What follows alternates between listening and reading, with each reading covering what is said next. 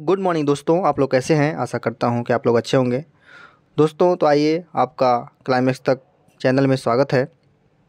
दोस्तों तो आज का टॉपिक है आपका भारतीय राज्य व्यवस्था में उच्च न्यायालय व राज्य के विधानसभा व विधान परिषद के बारे में चर्चा करेंगे दोस्तों। और ये पॉलिटी में आपका 13वां क्लास होगा। तो आइए चलते हैं अपने टॉपिक की तरफ। तो हेलो दोस्तों, आइए देखते हैं आज उच्च न्यायालय। उच्च न्यायालय की बात करें तो संविधान के अनुच्छेद 214 में कहा गया है कि भारत के राज्य में एक उच्च न्यायालय होगा, जिसमें इस समय भारत में कुल 25 उच्च न्यायालय हैं। और जो इस लिस्ट में भारत नक्शे में दिया गया है, जैसे जम्मू कश्मीर, पंजाब, हरियाणा, हिमाचल प्रदेश, उत्तराखंड, दिल्ली, राजस्थान, प्रयागराज, सिक्किम, गुवाहाटी, पटना, झारखंड, मेघालय, मणिपुर, त्रिपुरा, कलकत्ता, ओडिशा, छत्तीसगढ़, आंध्र प्रदेश, तेलंगाना, मध्य प्रदेश, मद्रास, केरल, कर्नाटक, बॉम्बे, गुजरात, राजस्थान, ये सब दिए गए हैं जो उस राज्य के उच्च न्यायालय हैं। तो आइए इसी क्रम में आगे चलते हैं, देखते हैं कि उच्च न्यायालय एवं अधीनस्थ न्यायालय। तो उच्च न्यायालय की बात करें, इसके परिचय की बात करें तो यह भारतीय संविधान के तहत राज्यों के न्यायिक प्रशासन में शीर्ष स्थान रखता है। मतलब ये हुआ कि उच्च न्यायालय राज्य में सबसे ऊंचा न्यायालय है अपने राज्य का। अगर देश की परिप्रेक्ष्य में बात करें तो सर्वोच्च न्यायालय सबसे बड़ा न्यायालय है, और राज्य की बात करें तो उच्च न्यायालय सबसे बड़ा न्यायालय है। आइए और प्रावधान की बात करें तो ये भाग 6 के अध्याय 5 के तहत आता है। उसमें विस्तृत चर्चा की गई है, और ये अनुच्छेद 214 से 231 तक में इसका विशेष प्रावधान दिया गया है। और प्रत्येक राज्य के लिए एक उच्च न्यायालय होगा, इसमें कहा गया है, लेकिन अपवाद है क्योंकि हर राज्य में उच्च न्यायालय नहीं है। अधीनस्थ न्यायालय की बात करें तो इसका प्रावधान दिया है कि भारतीय संविधान में इसका प्रावधान है, और भाग 6 में इसका विशेष प्रावधान है। अध्याय 6 है, भाग 6 का अध्याय 6 में अनुच्छेद की बात करें तो 233 से 237 तक में इसका प्रावधान दिया गया है। और उच्च न्यायालय की विशेषता की बात करें तो अभिलेख न्यायालय न्यायाधीशों की नियुक्ति और जो होती है वो राष्ट्रपति द्वारा किया जाता है। पद धारण की बात करें तो इनकी आयु 62 वर्ष की आयु तक अपने पद पर बने रहते हैं। और पद त्याग की बात करें तो राष्ट्रपति को संबोधित अपने हस्ताक्षर सहित लेख द्वारा अपने पद से इस्तीफा दे सकते हैं या पद त्याग सकते हैं। पदच्युत की बात करें तो सर्वोच्च न्यायालय के न्यायाधीशों को हटाने की प्रक्रिया के समान होता है। जैसे सर्वोच्च न्यायालय का न्यायाधीश हटते हैं, वैसे भी उच्च न्यायालय के न्यायाधीश को हटाया जाता है। और भारत की संचित निधि की बात करें तो इसमें भारत की संचित निधि दिया गया है कि इसमें अनुच्छेद 266 में प्रावधान दिया गया है कि भारत और राज्यों की संचित निधियों और लोक लेखा का विशेष प्रावधान दिया गया है अनुच्छेद 266 में। और व्यय की प्रक्रिया के नियम इसमें दिया गया, संसद द्वारा विनियोग विधेयक पारित करके ही कोई धनराशि भारत की संचित निधि से निकाल कर व्यय योग्य होगा। मतलब संसद द्वारा विभागीय विधेयक पारित करके, जब तक विधेयक पारित नहीं होगा तब तक भारत के संचित निधि से धन निकाल कर व्यय नहीं कर सकते। इसमें दिया गया है कि संचित निधि पर भारित मुख्य व्यय क्या क्या है। तो देखिए, लोकसभा अध्यक्ष एवं उपाध्यक्ष तथा राज्यसभा का सभापति और उपसभापति के वेतन एवं भत्ते यही भारत संचित निधि पर भारित होता है, संचित निधि से ही दिया जाता है। राष्ट्रपति का वेतन एवं भत्ता, अन्य व्यय सब संचित निधि से दिया जाता है। और भारत के नियंत्रण एवं महालेखा परीक्षक का वेतन, भत्ता तथा पेंशन आदि ये भी संचित निधि से ही दिया जाता है। सर्वोच्च न्यायालय के न्यायाधीशों का वेतन, भत्ता तथा पेंशन, उच्च न्यायालय के न्यायाधीशों की पेंशन, ये सब संचित निधि से ही दिया जाता है।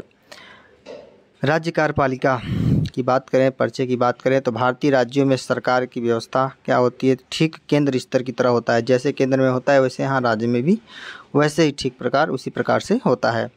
राज्य कार्यपालिका इसमें पॉइंट वाइज दिया है कि भारतीय संविधान के भाग 6 के अंतर्गत आता है, और अध्याय 2 में इसकी चर्चा की गई है। अनुच्छेद की बात करें तो 153 से 167 तक में इसका विशेष उल्लेख किया गया है। और राज्यपाल प्रावधान की बात करें तो राज्यपाल की कार्यपालिका शक्ति राज्यपाल में निहित होती है, और प्रत्येक राज्य के लिए एक राज्यपाल होगा, कहा गया है। और नियुक्ति की बात करें तो भारत के राष्ट्रपति द्वारा इसकी नियुक्ति की जाती है, जो पहले भी आप देख चुके हैं कि ये राष्ट्रपति के पश्चात पर्यंत अपने पद पर बने रह सकते हैं राज्यपाल जी। और पद त्याग की बात करें तो राष्ट्रपति को संबोधित या स्वहस्ताक्षरित लेख द्वारा पद को त्याग सकते हैं। अर्हताएँ की बात करें तो पहली बात तो भारत के नागरिक हों और वह 35 वर्ष की आयु पूरी कर चुके हों तो वह राज्यपाल के पद पर रह सकते हैं या बने रह सकते हैं। विशेष क्या है इनके लिए, राज्य सरकार के सभी कार्यकारी कार्य औपचारिक रूप से राज्यपाल के नाम से होते हैं। उस राज्य के सारे कार्य, उपलब्धियां, भत्ते तथा पद से संचित अन्य व्यय राज्य की संचित निधि पर भारित होता है। कहने में भारित का मतलब कि राज्य की जो संचित निधि है उसके द्वारा इनका वेतन, भत्ता, पेंशन जो भी दिया जाता है इनको वहीं से दिया जाता है। और कार्य की बात करें तो मुख्यमंत्री की नियुक्ति करना, मुख्यमंत्री की नियुक्ति राज्यपाल करता है, अन्य मंत्रियों की नियुक्ति और मुख्यमंत्री के सलाह पर करता है। कहने का मतलब ये है कि मुख्यमंत्री की नियुक्ति राज्यपाल करता है और अन्य मंत्रियों की नियुक्ति मुख्यमंत्री के सलाह पर राज्यपाल करता है। जैसे कि आप केंद्र में देखे थे कि प्रधानमंत्री की नियुक्ति राष्ट्रपति करता है और अन्य मंत्रियों की नियुक्ति प्रधानमंत्री की सलाह पर राष्ट्रपति करता है। सेम वही कंडीशन है। और देखिए अंग की बात करें तो राज्य विधानमंडल का अभिन्न अंग है। शक्ति की बात करें तो राज्य विधानसभा के सत्र को बुलाने या सत्रावसान करने तथा विघटन करने की शक्ति इसके राज्यपाल के पास है। सत्रावसान कर सकते हैं, उसे विघटन से कर सकते हैं, तोड़ सकते हैं, भंग कर सकते हैं, इनके सब पावर इनको दिया गया है राज्यपाल जी को। आगे देखिए राज्यपाल द्वारा नियुक्ति किया गया होता है तो राज्य विधान परिषद के कुल सदस्यों के 1/6 भाग को नामित करते हैं। और राज्य विधानसभा के लिए आंग्ल भारतीय समुदाय के एक सदस्य की वर्तमान में निष्प्रभावी महाधिवक्ता की। और आगे है कि राज्य विधानमंडल द्वारा पारित विधेयक क्या है तो स्वीकृत देय होता है, मतलब स्वीकृत होता है, इनके द्वारा स्वीकृत किया जाता है। स्वीकृति रोकना, स्वीकृत चाहे तो स्वीकृत दे सकते हैं, चाहे तो मना कर सकते हैं, दोनों उनके पास शक्तियाँ हैं। और विधेयक राष्ट्रपति के विचारार्थ आरक्षित मतलब रख सकते हैं। और पुनर्विचार हेतु वापस करना, यानी गैर धन विधेयक हो तो उसको पुनः विचार हेतु वापस कर सकते हैं, मतलब पुनः विचार के लिए वह विधेयक को वापस कर सकते हैं कि इस पे विचार करके फिर भेजा जाएगा इनके पास। तो ये इनका शक्ति होता है कि फिर वापस कर सकते हैं विचार के लिए। और आगे देखिए विधानमंडल द्वारा पुनः भेजे जाने पर स्वीकार्य, यदि कोई भी विधेयक राज्यपाल के पास भेजा जाता है तो राज्यपाल यदि उनको पुनः विचार के लिए भेजता है और फिर वो लोग उसे जांच करके फिर राज्यपाल के पास भेजते हैं तो उस राज्यपाल को स्वीकार करना होगा। ठीक है, इसका मतलब ये हुआ अध्यादेश प्रख्यापित होता है। न्यायिक शक्ति की बात करें तो दंड को क्षमा, कुछ ऐसे प्रावधान है, कुछ दंड है जिसे क्षमा की शक्ति इनके पास है। उसका प्रविलंबन हो या विराम या परिहार करने की हो, या दंडादेश की विलंबन, परिहार या लघुकरण करने, मतलब कोई भी सज़ा सुनाई गई उसको कम कर सकते हैं उस सज़ा में। आगे देखते हैं राज्यपाल की विवेकाधीन शक्तियाँ क्या हैं। विवेक मतलब अपने ज्ञान विवेक पर वो क्या क्या शक्तियाँ हैं उनके पास, राज्यपाल जी के पास। आइए देखते हैं कि विधायिका द्वारा पारित किसी विधेयक को पुनर्विचार हेतु वापस करना, ये राज्यपाल की विधेयक शक्तियाँ हैं। और विधानसभा में सरकार को अपना बहुमत सिद्ध करने हेतु आदेश देना, ये राज्यपाल की शक्तियाँ हैं। और किसी विधेयक पर अनुमति देने या रोकने अथवा राष्ट्रपति के विचारार्थ आरक्षित करने हेतु होता है। अल्पमत में आए मुख्यमंत्री को बर्खास्त करने की भी शक्ति इनके पास होती है। आइए इसी क्रम में आगे देखते हैं राज्य विधानमंडल एवं मंत्री परिषद। इनकी बात करें तो राज्य विधानमंडल पर्चे की बात करें तो भाग 6 में के अंतर्गत चर्चा की गई है, अध्याय 3 में। अनुच्छेद की बात करें तो 168 से 212 तक में इसका विशेष उल्लेख है। और इसी में अंग की बात करें तो इसमें विधान परिषद, विधानसभा और राज्यपाल होते हैं। जैसे सेम केंद्र में आपने देखा था कि संसद के 2 भाग थे, संसद 3 से मिल के बनी थी, राज्यसभा, लोकसभा और राष्ट्रपति। तो यहाँ भी वही है, विधानमंडल के 2 भाग होते हैं, विधानसभा और विधान परिषद। और राज्यपाल, ये भी 3, विधान परिषद, विधानसभा और राज्यपाल से मिलकर विधानमंडल बनता है। और आगे बात करें विधानसभा की, विधानसभा सदस्य संख्या की बात करें तो अधिकतम 500 सदस्य हो सकते हैं और न्यूनतम 60। हालांकि अपवाद भी है, जैसे अपवाद सिक्किम, गोवा, इसमें 60 से कम विधानसभा सीट है। और आगे बात करें तो आपका दिया है कि विधानसभा अध्यक्ष अधिकार तथा कार्य, तो लोकसभा अध्यक्ष के समान होता है इनका भी पद, जैसे केंद्र में होता है वहाँ समान यहाँ भी होता है। निर्णायक का मत होता है, किसी प्रश्न पर पक्ष और विपक्ष के बराबर मत की स्थिति होती है। संपर्क संस्थापक की बात करें तो सदन तथा राज्यपाल के मध्य होता है। सदस्यों की हेतु अर्हताओं की बात करें, सदस्यों हेतु अर्हता भारत, पहली बात तो भारत के नागरिक हों और दूसरी बात यह है कि न्यूनतम आयु उनकी 25 वर्ष हो। ठीक है, आगे बात करें विधान परिषद की।